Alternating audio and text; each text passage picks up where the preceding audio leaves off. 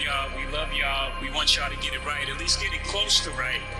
And obviously it's subjective. Y'all don't gotta clap at everything. Obviously it's subjective because, you know, it's music and it's opinion based. But, you know, some things, you know, I don't want to embarrass this young lady, but she has more Grammys than everyone and never won Album of the Year. So even by your own metrics, that doesn't work. Music gets submitted, the members listen to it, and they evaluate it on the quality of the art. Not the sales, not the streams, not how many fans, not how many followers, but purely on the opinion. And it's very hard, as you all know, because it's subjective. There's no best song or best record. It's just the opinion of the membership that particular year. That's how you win a Grammy. That's it. The voters vote. There's no committees. There's no journalists. There's no labels. It's the live experience. The inspiration of this new album, Coming Home, it's all about romance. It deals with love, happiness, it deals with... Our beautiful sister Tiffany Haddish did an interview with GQ magazine, and this, in my humble opinion, is where we keep throwing each other under the bus. You're doing an interview with GQ magazine, and I'm assuming the journalist was a white person, and the conversation turned to Monique. And she said, well, I don't do business like Monique do business, and I'm glad I don't have that husband. My roots have been growing underneath ground, unseen for so long. And I feel like today I'm sprouting, finally above ground. So I'd like to thank my team of visionaries who could see through that soil. Rochelle, thank you so much. Girl, thank you so much.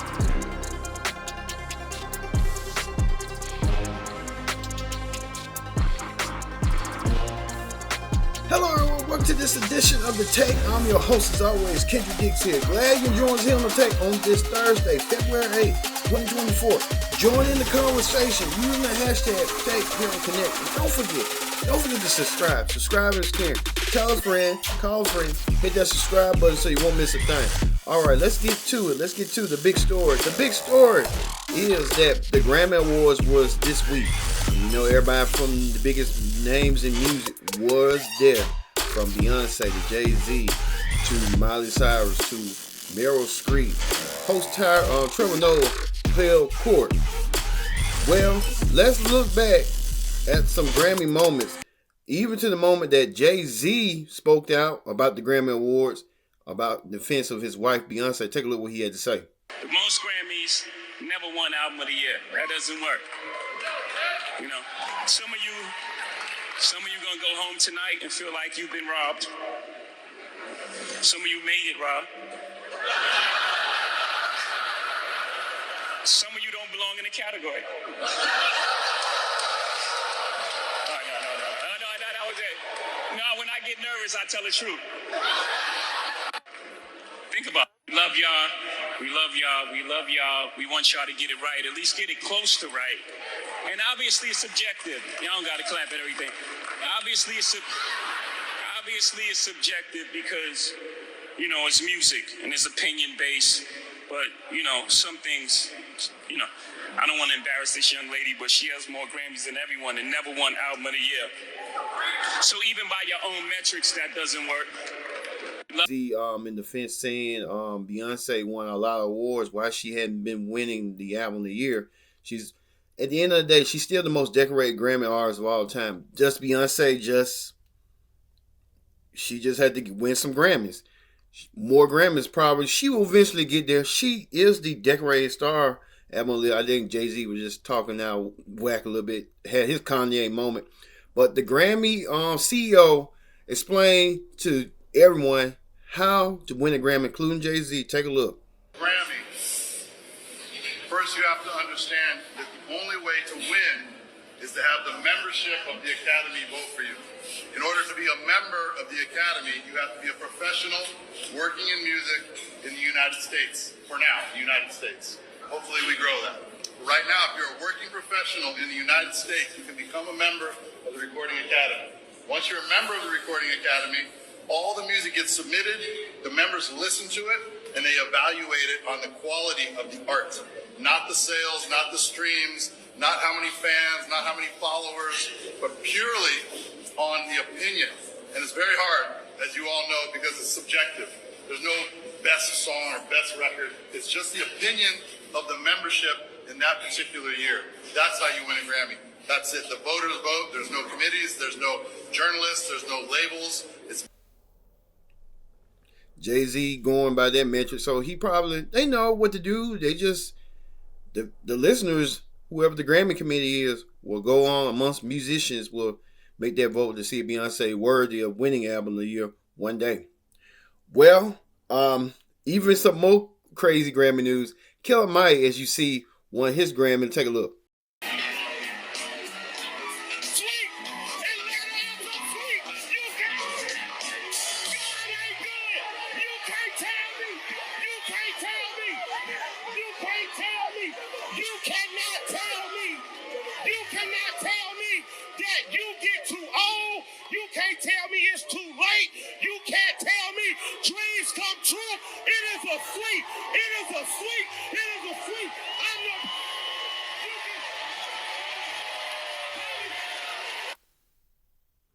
Yeah, Killer Mike won his Grammy. But after the Grammy Awards, he got into an altercation with a security guard and got arrested or detained. Killer Mike, just do that after you win the Grammy. You ain't got to, after the ceremony, when your ceremony gone over with, just do that. You ain't got to do all that, rough rap. You know how he is. You know how you do. Killer Mike wins his Grammy 3 times. He won a sweep, and he did say that. Also, too, we saw the return of Taylor Swift. Taylor Swift's going to be on CBS throughout this whole entire week. She was at the Grammys. Take a look right here. Yes, Taylor Swift won her award for her Grammy Award as well. But she will be back on CBS later this weekend for a Super Bowl to support her boyfriend, Travis Kelce. And she's going to be touring in Japan. So Taylor Swift's going to be moving and shaking. I'll tell you that right now. Also, too, Miley Cyrus wins her first Grammy for her chart-rocking hit Flowers. Here's what Miley Cyrus had to say. Flowers, Miley Cyrus!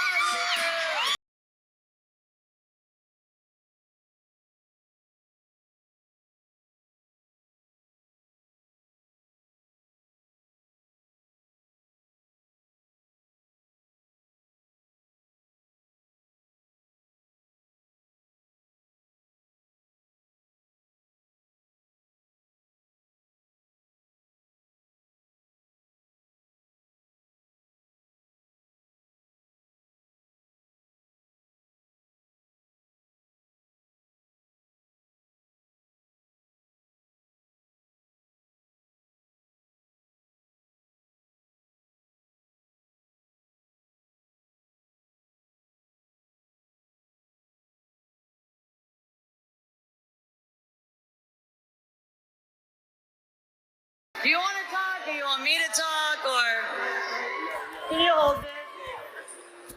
All right. Thank you all so much. This award is amazing, but I really hope that it doesn't change anything, because my life was beautiful yesterday. Not everyone in the world will get a Grammy, but everyone in this world is spectacular. So please don't think that this is important, even though it's very important, right, guys? We're very excited to put this on the piano. I want to thank everyone that's standing on this stage right now: Tom, Tyler, Michael, and Greg, our teams, my team, Crush, Columbia, my mommy, my sister, my love, my main gaze, because look how good I look. Anyone else? Your wife, your fiance, all the people that we love. Thank you all so much. I don't think I forgot anyone, but I might. Miley Cyrus wins her award for Flowers. Congratulations in total for Miley Cyrus for winning for Flowers. Most popular downloaded song throughout last year. I can tell you that right now. I Can Love You Better, the song, is about Cyrus' divorce from her ex, Liam Neeson. All right. And also, too, our artist in the rise, Victoria Monet, wins her first Grammy for Best New Artist. Let's hear what Victoria had to say. I say to everybody who has a dream, I want you to look at this as an example. Thank you, God.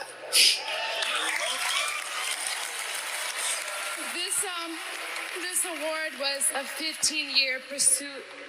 I moved to LA in 2009, and I like to liken myself to a plant who was planted, and you can look at the music industry as soil, and it can be looked at as dirty, or it can be looked at as a source of nutrients and water.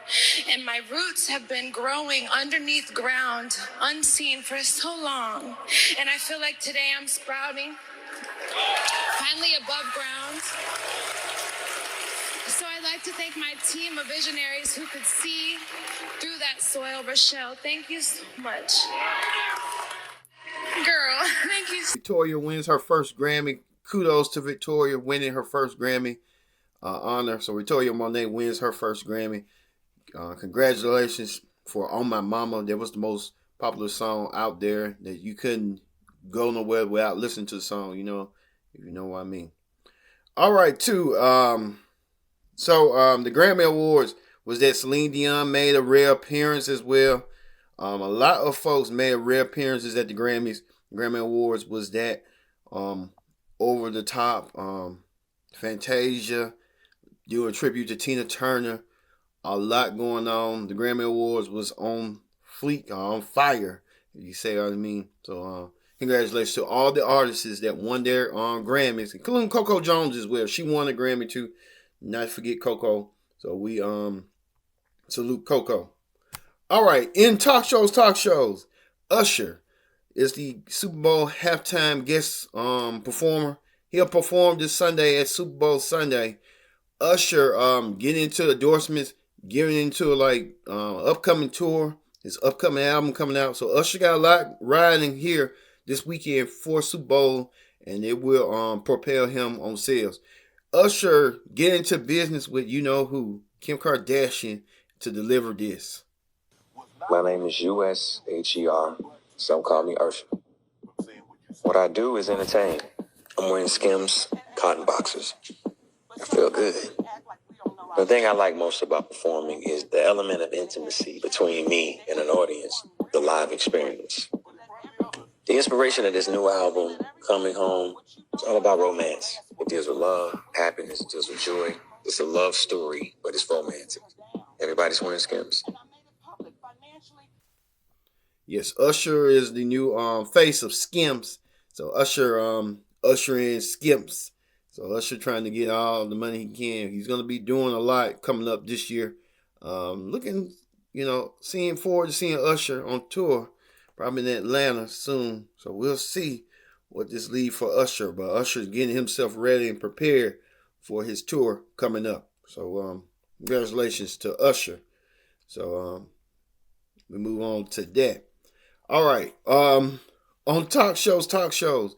On Club Shay Shay, Monique was the guest on Shannon Sharp Show. I think Shannon Sharp Show is just the place to be if you want to tell your truth and get your truth out there and get yourself out there in the open. Well, Monique talked about a lot, including the critics about her husband, talked about the same old nostalgia stuff that she talked about with Oprah, Tyler Perry, and Lee Daniels. Well, Monique didn't hold back this time. She talked about Tiffany Haddish, and here's what she had to say about Tiffany Haddish's ongoing problems. Take a look. Our beautiful sister Tiffany Haddish did an interview with GQ magazine, and this, in my humble opinion, is where we keep throwing each other under the bus. You're doing an interview with GQ magazine, and I'm assuming the journalist was a white person, and the conversation turned to Monique. And she said, well, I don't do business like Monique do business, and I'm glad I don't have that husband of hers. But she don't know your husband. And when I saw that, it's like, Tiffany, if you had a husband like mine, you may not have 2 DUIs. If you had a husband like mine, you may not be caught up in what looks like you could have been grooming a child. And I say all of that with no judgment. But when you speak about having a husband like mine, you open up the door. And I'm saying to you, if you had one like mine, I remember our beautiful sister Tiffany Haddish did an interview with GQ magazine. As Monique talked a lot about Tiffany Haddish's ongoing problems, said Tiffany Haddish wish she had a husband like hers that would have kept her out of trouble and kept her from getting DUIs and kept him from grooming kids. So I don't know. Monique and Tiffany Haddish don't have a long story after Tiffany went against Monique a little bit over the pay equality stuff. Well, Monique didn't end there right there, as she talked about all the backlash Taraji P. Henson was talking about earlier this year about her treatment of the color purple, and she wasn't getting paid enough. Well, Monique had answered back to Taraji about this. Saw when we watched that promotion happen with the color purple. Right. We wanted to act like we didn't see how Oprah Winfrey treated Taraji. In my humble opinion, when you saw her walk up, you saw that there was tension. You saw that there was something happening. Right. And then when you see Taraji write her a love letter, it's like, listen, we got to stand tall and stand strong on what we know. We know you were mistreated. We know it wasn't right. We know it was unfair. And then you turn around and say, oh, but Lady O handled it. I have a problem with that. I have a problem with that because that allows Lady O to keep on doing what she's doing. And we're in a position of, I don't want to say nothing because we saw how Monique got whooped. Now, again, that's just my humble opinion, but I don't know I don't know how else to frame that. It's like, listen, you better fix that because you saw what they did to her. You saw how they treated her. Is it a situation, do you believe it's a situation that Oprah might have faced something similar that maybe wasn't as public as you? And she's looking at it, well, if I faced that, went through it, and came out on the other side and look at me, it should be okay. Because sometimes we get that with parents. You know, I struggle. You say my kids should have to struggle sometimes also. Do you think that might be something going on with her? Or you just like, there's a disconnect? There's a disconnect. Okay. There's a disconnect, and there's been a disconnect for years. There's a disconnect. And I think what happens is we place people on these pedestals, and we say, oh, no, you can't do no wrong. We don't even want to hear it. Right. And when you hear cats say, you know what they do? They don't say anything, and they act like it didn't happen. I'm going to keep talking until you take accountability. Right. Until you say, Uncle, I've done this. That's why it was so important. From Oprah Winfrey. Monique saying that she was saying the same sentiments that Taraji P. Henson was saying, but no one didn't want to take her side, and now all of a sudden everyone wants to take her side. Well, you know, things happen for a reason. So Monique trying to say, hey, y'all should took me serious and y'all wouldn't be going through things like this. So she got a point right there. So Monique trying to be a truth teller, as you know what I mean. All right. We'll be back with more Take. Don't go anywhere. This is the Take here on Connect TV. Stay tuned. Hello, everyone. Welcome back to the Take. I'm your host, as always, Kendrick Dix here. Glad you can join us here on the Take on this Thursday, February 8th, 2024. Join in the conversation using the hashtag Take here on Connect. And don't forget to subscribe. Subscribe is caring. Tell a friend, call a friend, hit that subscribe button so you won't miss a thing. All right, let's get to the reality show clip down. We're hearing that the return of Braxton family values is returning, and no others surprised than the Braxton themselves. So the Braxton families are coming back without Tracy. We know that Tracy passed away a couple of years ago, so Tracy will not be in this season. So she was the truth teller in that, but Tracy passed away. So we look forward to seeing Tracy, Tamar, I meant to say, with her antics and her excuses and stuff. All right, finally, the viral video of the week. A lot of people are still talking about this and buzz about this, about Drake's, you know what, going on with him. Take a look.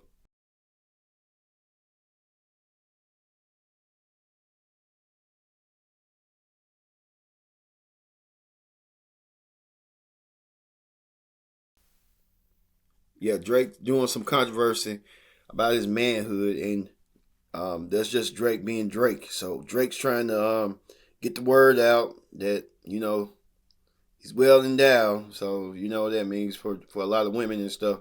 You go to these concerts and want to be groupies and stuff, you might get a chance to see for yourself. So I leave it like that. All right, y'all. Thank y'all for joining us for this edition of The Take on this Thursday, February 8th. I've been your host, Kendrick Dix, saying so long, and thank you all for the birthday wishes. And thank you, and we will continue on here on The Take. So for me being Kendrick Dix, saying so long, and y'all have a great weekend, and Super Bowl weekend. We look forward to seeing you next week. See you then.